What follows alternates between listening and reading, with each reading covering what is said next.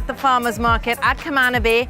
And Slow Food Day is coming up, and it's all about farm to table. So as I look at this fresh produce here, I turn to my colleague Anna Wooten, who knows all things Camana Bay. You're going to tell us exactly what to expect with the upcoming Slow Food Day. Yeah, so Slow Food Day is April 14th this year. It's the 7th time it's been in Camana Bay, 7th year running. Right. Slow food was a movement that started in Italy in the 80s as a reaction to the fast food growth. So it's all about enjoying local food, taking time to dine with friends, and just slow down and enjoy. We brought it to the Cayman Islands in the 90s with Slow Food South Sound, which is the Cayman Islands chapter, and we work with them to do Slow Food Day in Camana Bay every year. And you know what, you can't get more slow down your pace than being in the Cayman Islands. This is definitely where you want to be. Yes, and the market, which we're here at now, is every Wednesday, but we do kind of a take on this market. For Slow Food Day, we offer a farm-to-table tasting market.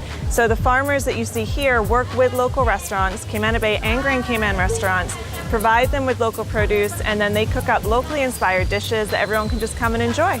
That's right, so you live in the Cayman Islands, you work in Grand Cayman, you want to come here and enjoy Slow Food Day. Yeah, it's just come on out. It's 10 a.m. till 12 p.m. in the market. It's $10 for a tasting passport, and then you can try. We've had so much growth, like it was 12 restaurants a couple of years ago, 16 last year. We're still getting final signups for this year, so we'll be updating all the information on camanabay.com, but we're hoping it'll be our biggest one yet. Thank you, Anna, and thank you to all at home for watching another episode of Cayman Shorts. Till next time.